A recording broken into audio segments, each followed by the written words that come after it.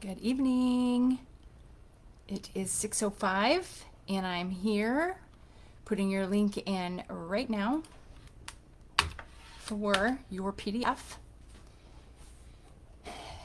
Metabolic Flexibility Day 2 Zone Training to improve your metabolic flexibility. Okay, so yesterday we talked about what is metabolic flexibility, and the short of it is your body's ability to go from carb burning to fat burning and from fat burning to carb burning on purpose when it's best to fit your body's activities. Okay, so we want to train your body to be like that if it's not already really like that. And chances are, if you are here still trying to lose belly fat or lose weight, period, or get in shape, have better cardiovascular health, there is a very good chance you need help becoming more metabolically flexible. Okay, and the reason I put zone 2 training first is because I can get someone to do zone 2 training and you can do it all the time and it is completely safe.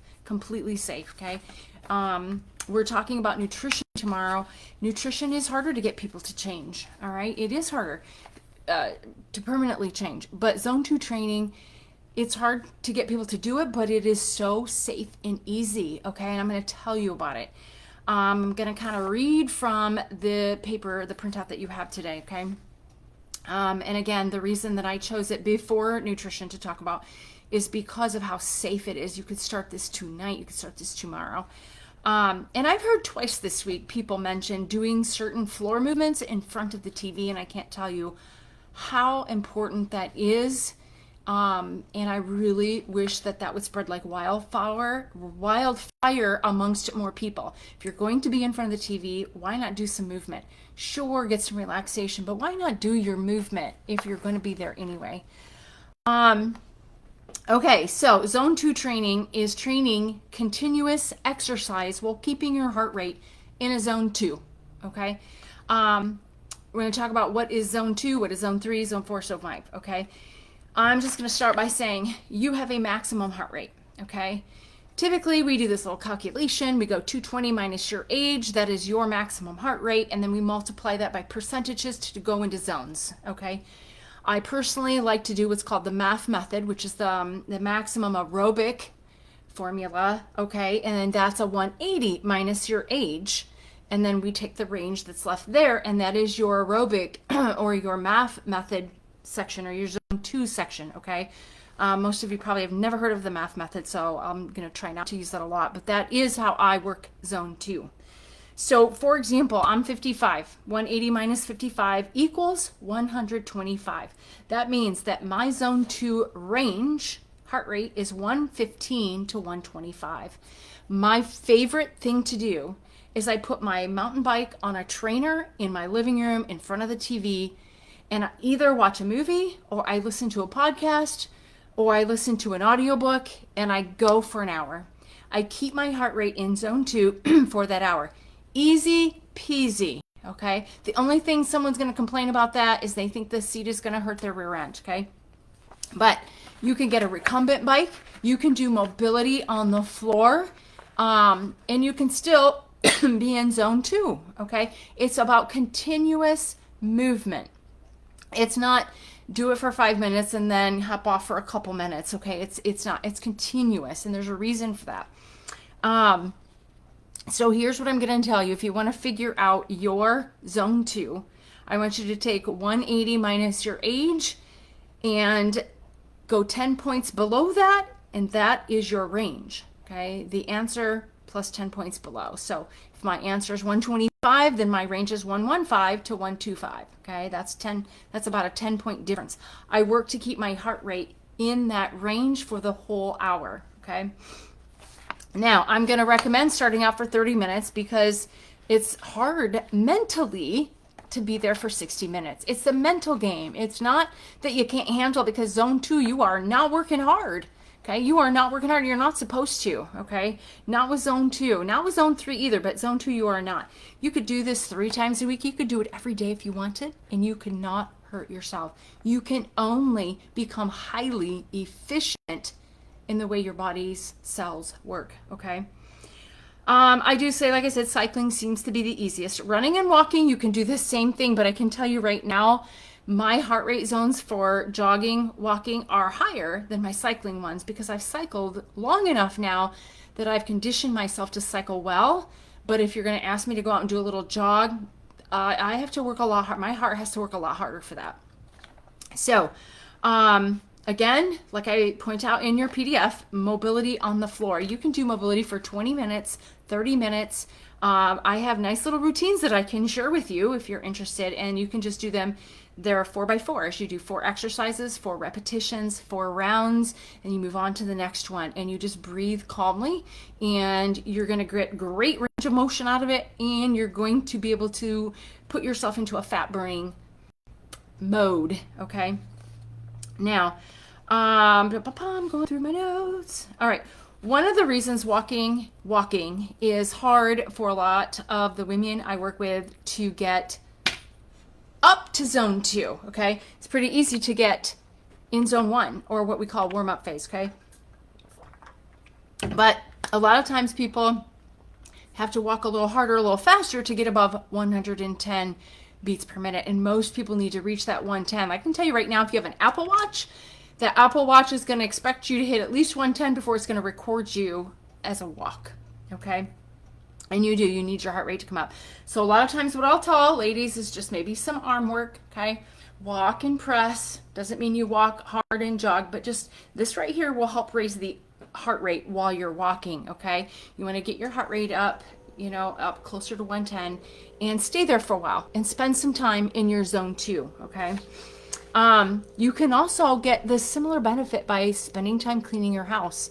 Whether you do it like maybe one day a week you have where you just go through and you just clean all kinds of things. Just keep it continuous, okay? Don't stop and have a cup of coffee, or don't stop and have a bite to eat.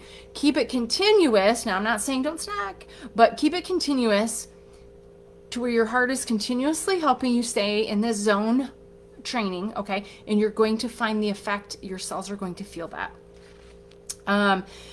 I like to give the example golfing doesn't apply because most people, when they're golfing, they're usually not alone. And even if they are alone, sometimes you have to stop and wait on the people at the tee, and therefore your heart rate has had a chance to cool down. So golfing would not apply in a zone training, okay? Golfing would not apply. Now, I need to give you a link to this. So I did not put this in your thing, and I just saw it on my wall, and I thought really should have given them this, okay? The reason is because there's a nice list on here, and we're going to talk about this list of benefits of just focusing on zone 2 training. All of these benefits are the reason that you want to do zone 2 training, because it will put you into excellent metabolic flexibility, okay? And remember, metabolic flexibility is your cells' ability to change, not just the picture in your mind of a muscle. It's the cellular behavior, the cellular energy, okay? So when you eat, those carbohydrates are stored into your muscle cells, okay? We need our cells to be healthy and know which direction of energy to use on our body, okay? And zone 2 training is a fat burning zone. That is where we can teach our cells to learn to reach to the fat stores, pull it out, and use it for the energy, okay? But zone 2 training, okay, I'm gonna hold that up there again. You can take a snapshot, okay? I'll hold it here for a moment more, and I'll just start kind of telling you. It will help you increase your mitochondria in number, okay? We all know that mitochondria that's our energy cells. That's our furnace. That's the little things in your cells that give you the energy, make the energy, and whatnot. So you're gonna get more of those mitochondria just by doing zone 2 training, okay? You're going to increase each mitochondria's efficiency, okay? So you can have some mitochondria and they're working, but it doesn't mean they're working really great, okay? We do need to breathe and exercise our muscles in order for them to be super healthy. So zone 2 training not only increases the mitochondria in number, it increases their efficiency and their size, okay? And it says right on there that it increases the mitochondria's metabolic flexibility, their ability to switch from fat to glucose, okay? That's the thing we're here to talk about. But it does lower your resting heart rate, it decreases your blood pressure, and it improves your ability to run or cycle longer for those of you that do. It improves your resilience and ability to deal with an increasing load. So, for example, even if you had some hard task at home that had to be done, moving rocks, moving soil, whatever, you're going to find that that is so much easier. And if I'm not mistaken, I remember, I think, Paula telling me that when she was, I believe, shoveling hay or manure or something out of the barn, she found it so much easier. Those are the kind of things you want to look for after you've been doing some zone 2 training, okay, or low heart rate training. It also helps you work better in the higher zones, okay? It also helps you do those better, okay? But I really want you to, first of all, we can talk about this and it sounds really great and it sounds like this is the thing to do. It's hard for people to do because if you're going to go there for 30 to 60 minutes and you're not working hard, it is really hard to feel okay being so comfortable. All right, so I want to share what I experience with you so that you have something to watch for when you choose to do some low heart rate training, some zone training, okay? Because I'm telling you, there are times when I've got so much in my mind and I'm thinking, man, I could be doing this, I could be doing that. It's kind of like asking someone to get down and meditate sitting in a pose on the floor. That's what it feels like to a lot of people, and I think that's why a lot of people don't want to do it. So that is why I say, do your zone 2 training, put a bike right in front of your TV, put some kind of exercise machine right in front of your TV, watch the TV, but don't forget to pay attention to your heart rate, okay? That's super important. But here's what I experience when I'm doing zone training on my bike and I'm either listening to an audio or I'm watching a movie. I know my watch is kind of cool. It'll just show me a little thing, and I have a color code to stand to make sure I'm in my heart rate zone. And all I gotta do is glance down and make sure I'm still in blue, okay? That's it. As long as I'm still in blue, I know I'm in my zone 2. But all of a sudden, I'll feel like I'm not even working. I'll be like, hey, what happened? Like, did I slow down? I look, and I'm still in this same blue zone, right? But my heart rate is I'm not working hard. I'm pedaling faster even, but I don't feel like I'm even working as light as I was before. Now it feels even lighter. It's the oddest feeling because for a moment you're like, wait, am I still pedaling? That's almost what it feels like, okay? So in the end, here's this mental picture I want to give you about what is a benefit. Why would I want to really do zone 2 training? I could just go and I could do cycle outside. Yeah, you could go cycle outside, but it's really hard to keep your heart rate in a low zone training outside. You will still advance, but not this way, this fast, okay? Let's say that I say I'm going to hop on my bike, I'm going to do zone 2 training, and I'm going to ride that bike for 10 minutes. And let's say that I've gotten so efficient that in 10 minutes I get 1 mile.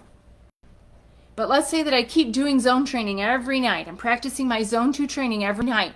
In a month from now, I'm going to do that 10 minutes again. And now I got 1.5 miles in 10 minutes at the same heart rate.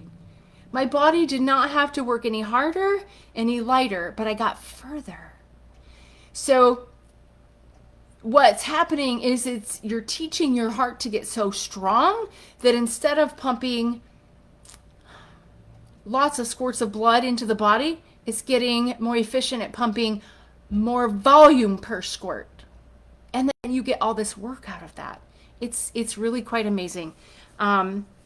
It is really quite amazing. So when you start becoming efficient, you're going to get further with the same heart rate and the same time because your body becomes that efficient. Okay? I feel myself wanting to go off giving more examples, but I'm going to leave it at that. I would really, really highly encourage you to try zone 2 training. Get a bike, get something. If you've got an outside bike, get a trainer to put inside. You can get an easy, cheap one off of Amazon. Put it inside, hook your bike up on it, and watch TV and cycle. I'm going to encourage you to do 60 minutes, okay? Once or twice a week at least. Take that time to listen to your podcast. Take that time to listen to your audiobooks. I've got a YouTube video right now that's 5 hours long, and I just cannot wait to get back to listen to it. That's the kind of stuff that I'm going to do while I'm zone 2 training, okay? And the reason I keep zone 2 training is I just can't even tell you the clarity I feel. I love how I feel. My body feels better. I feel like everything is more effortless when I spend time each week in zone 2 training. Okay. So if you have any questions about that, make sure that you reach out and ask me. But I will put a link in there for this sheet so that you can download it, and I would encourage you to keep it. It's got the little calculation on there for how to figure out your heart rate. And then let me know if you do some zone 2 training, okay? Tomorrow we're going to talk about nutrition. That is the other huge, most important thing that you can do for yourself, is to stop spiking blood sugar. And we will never be done talking about that subject because it is the downfall of our entire nation. So stop spiking our blood sugar and finding things that are more appropriate to eat that we love, okay? And you know me, I love my black beans because they're very low glycemic and I love eating the black beans. So, all right, have a great evening and I will see you all tomorrow.